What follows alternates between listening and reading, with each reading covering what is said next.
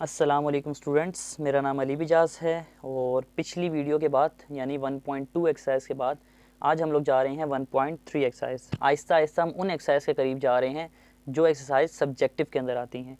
पिछली एक्सरसाइज थोड़ी बोरिंग सी थी और उसमें थ्योरी ज़्यादा थी, प्रैक्टिकल की यानी प्रैक्टिस कम थी उसकी। यहाँ से भी हम स्टार्ट हो रहे हैं अभी, ठीक है।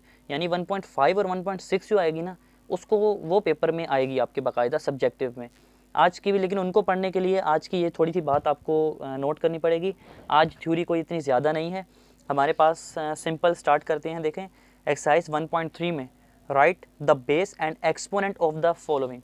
आप इसे काफ़ी स्टूडेंट को पता होगा कि बेस किसको बोलते हैं और एक्सपोनेंट किसको बोलते हैं, लेकिन फिर भी हम स्टार्ट करेंगे बेसिक से।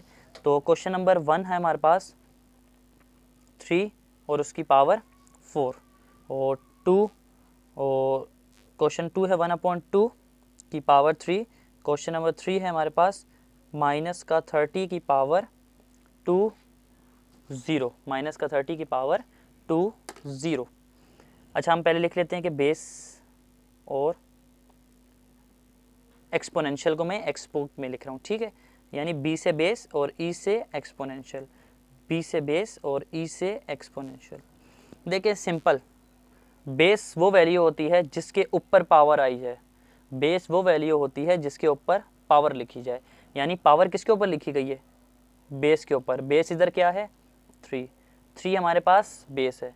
और पावर को ही हम एक्सपोनेंशियल फॉर्म भी बोलते हैं, एक्सपोनेंट भी बोलते हैं। पावर को ही हम एक्सपोनेंट भी बोलते हैं। तो इधर एक्सपोनेंट क्या है हमारे पास? 4। तो सिंपल इधर अगर देखें तो बेस इसकी ये है क्योंकि इसके ऊपर पावर मौजूद है। तो ये हमारे पास आ गया 1/2 हमारे पास आ गया बेस और 3 हमारे पास आ गया एक्सपोनेंट। इसी तरह अगर हम बात करें तो माइनस का 30 हमारे पास आ गया बेस और 20 जो है हमारे पास वो पावर यानी एक्सपोनेंट है। पावर और एक्सपोनेंट सेम ही चीज़ होती हैं। अगर हम नेक्स्ट क्वेश्चन देखें तो नेक्स्ट क्वेश्चन में हमें कह रहे हैं identify radicand and index. Question number 2 के पार्ट 1 में अगर हम देखें तो वो ये कह रहे हैं कि इन 3 क्वेश्चन में से आप ये बताएं कि रेडिकेंट क्या है और इंडेक्स क्या है।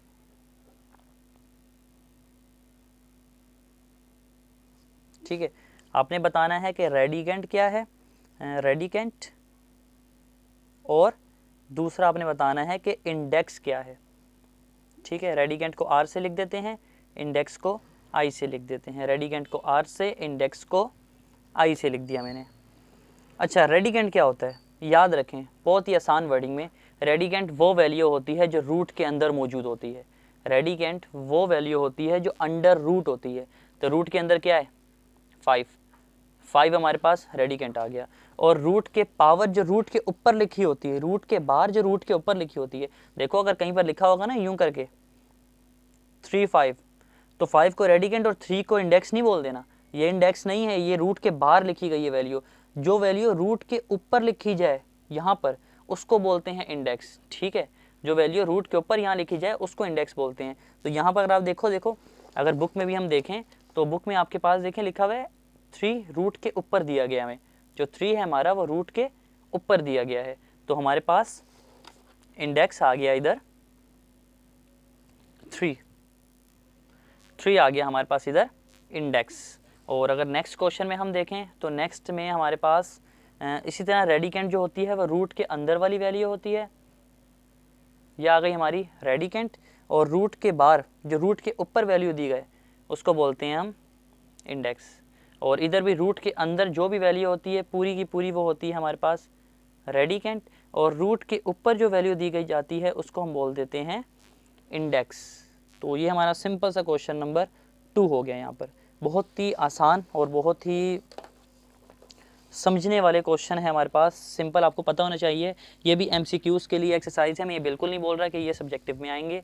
यहाँ से हमें कुछ चेंज करना है। देखें क्वेश्चन नंबर 1 में हमें बोला जा, क्वेश्चन नंबर 3 में हमें बोल रहे हैं ट्रांसफॉर्म। क्या ट्रांसफॉर्म करना है?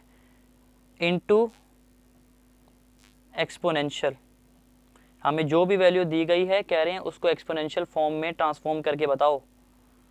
एक्सपोनेंशियल फॉर्म वो फॉर्म होती है जो पावर्स में हो, जो पावर में हो उसको बोलते हैं एक्सपोनेंशियल फॉर्म। यानी ये वाली जो वैल्यू थी ना हमारे पास, ये एक्सपोनेंशियल फॉर्म है, ये हमारे पास एक्सपोनेंशियल फॉर्म है, ये हमारे पास एक्सपोनेंशियल फॉर्म है। ठीक है, ये जो फॉर्म है हमारे पास ये रेडिकल फॉर्म है, रेडिकेंट इसको बोलते हैं, लेकिन इस पूरी फॉर्म को हम बोल देते हैं रेडिकेंट।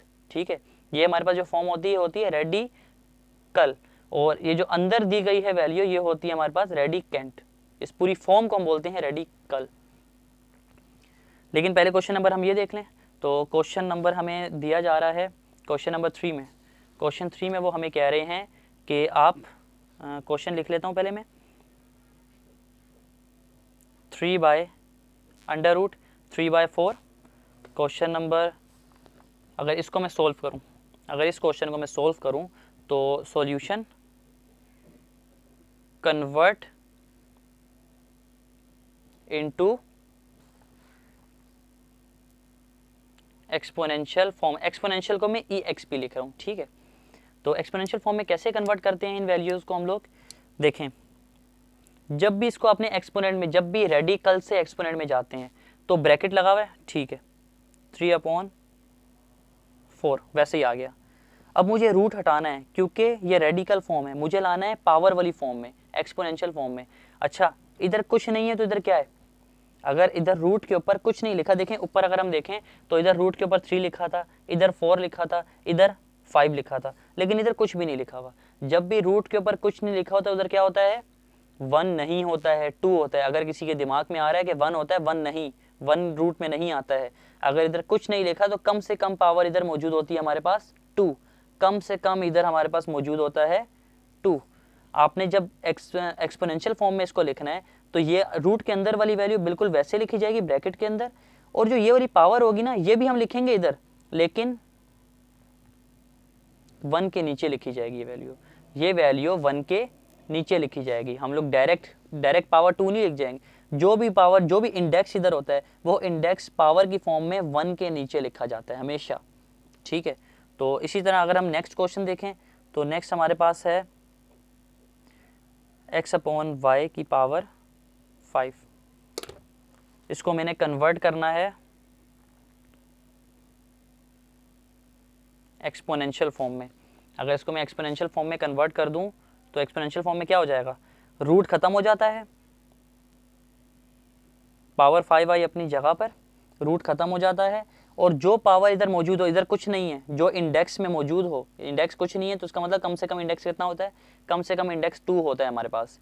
ठीक है, तो ये वाली पावर ब्रैकेट के बाहर लिखी जाएगी, ये वाली पावर ब्रैकेट के बाहर लिखी जाएगी। तो यहाँ पर अगर कुछ नहीं, अगर इधर एक पावर मौजूद है तो ये पावर हम कुछ इस तरह लिख देंगे। ठीक है, यानी एक पावर दूसरी पावर से हमेशा मल्टीप्लाई होती है।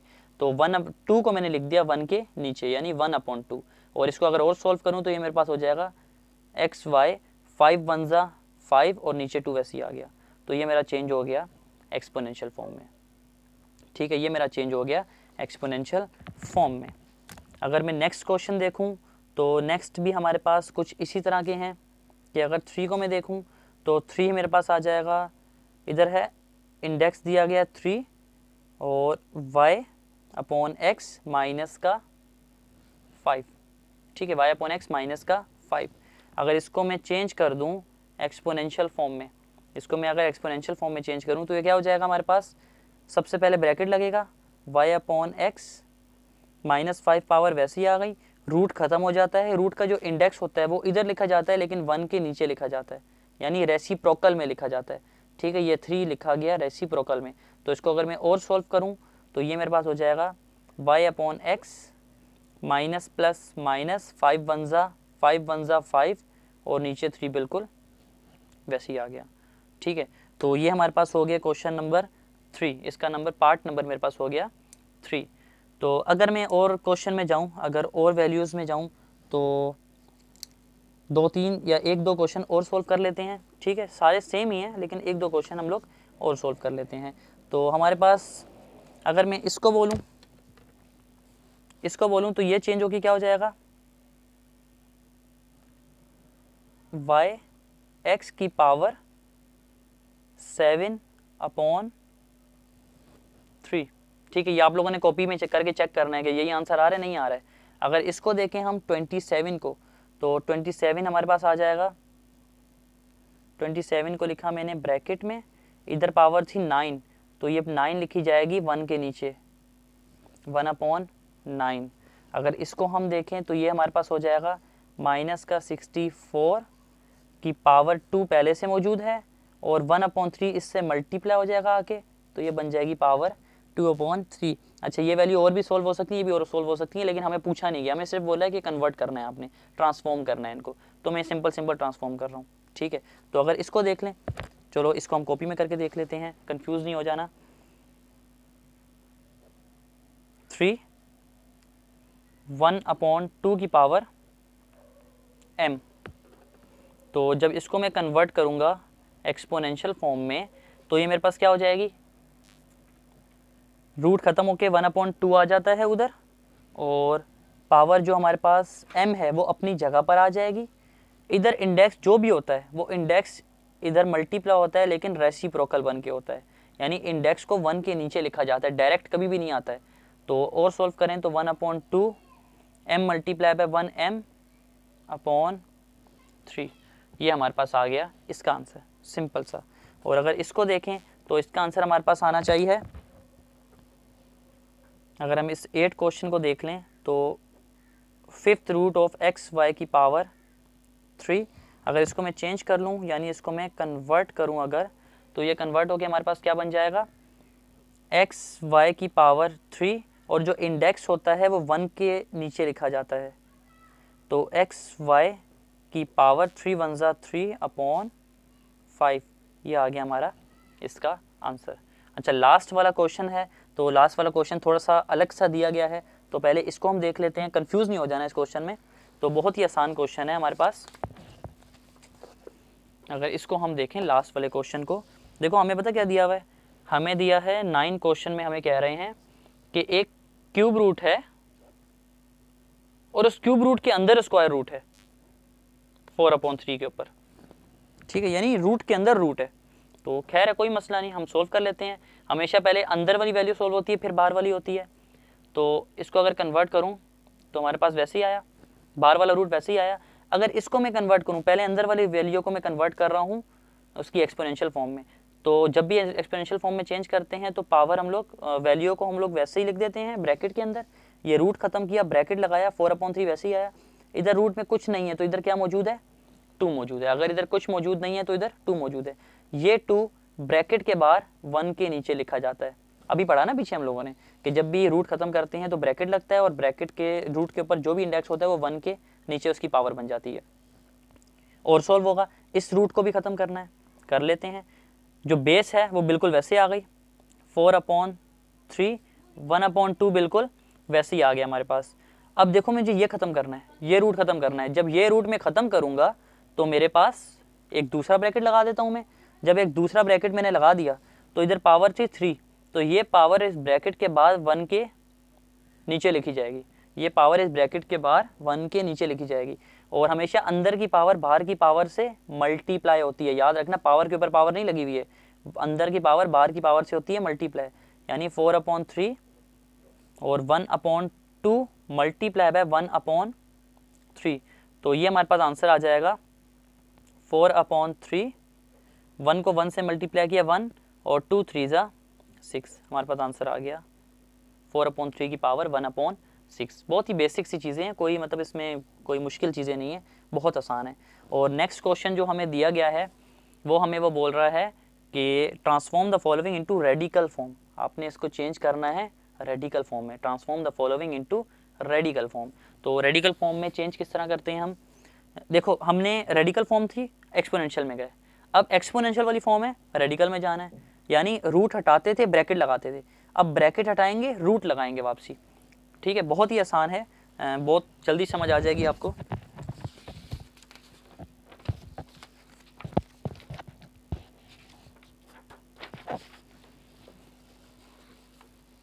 अगर हम देखें इसको, क्वेश्चन नंबर, अब हमने क्या करना है, अब हमने ट्रांसफॉर्म करना है इनटू रेडिकल फॉर्म। इसको रेडिकल की फॉर्म में ले जाओ, एक्सपोनेंशियल में दिए गए हैं, रेडिकल में लाना है। एक्सपोनेंशियल फॉर्म कौन सी होती है, जिसमें डायरेक्ट पावर लिखी होती है, और रेडिकल वाली फॉर्म कौन सी होती है, जिसको रूट में लिखा जाता है, 1/7। क्वेश्चन नंबर 2 हमारे पास है ab की पावर -2 के ऊपर पावर है 1/3। और इसी तरह क्वेश्चन नंबर हमारे पास 3 है। चलो पहले इन दो को कर लेते हैं। कन्वर्ट इनटू रेडिकल फॉर्म, उससे उल्टा काम करेंगे। यानी अब इधर ब्रैकेट लगाया, पहले रूट लगा हुआ था, पिछले वाले क्वेश्चन में रूट लगा था, रूट हटा के हम पावर लगाते थे। अब हमें ब्रैकेट को हटाना है, ब्रैकेट को हटाया, ब्रैकेट के ऊपर जो पावर थी वो बिल्कुल वैसे आई। ठीक है, ब्रैकेट के ऊपर जो पावर थी वो बिल्कुल वैसे ही आई। अब हम ब्रैकेट हटा के इस पावर को जब हटाएंगे तो लगेगा रूट, इस पावर को जब हटाएंगे तो लगेगा रूट, और इसका जो इंडेक्स होगा यानी 1 के नीचे जो वैल्यू लिखी होगी वो हम लिख देंगे बिल्कुल इस तरह। देखें जिस तरह हमने पीछे किया ना, पीछे हमने क्या किया, पीछे हम रूट खत्म करते थे, ब्रैकेट लगाते थे, और जो इंडेक्स होता था उसको 1 के नीचे लिखते थे। लेकिन अब हम क्या करेंगे, अब हम ब्रैकेट हटाएंगे तो रूट लगाएंगे, और 1 के नीचे जो पावर दी जाएगी उस पावर को हम इंडेक्स बना देंगे, यानी उससे थोड़ा सा उल्टा काम करना है। तो हमारे पास सिंपल सी फॉर्म आ गई, ये आ गया हमारे पास आंसर, यानी 1 के नीचे जो वैल्यू होगी वो इसकी इंडेक्स बनेगी।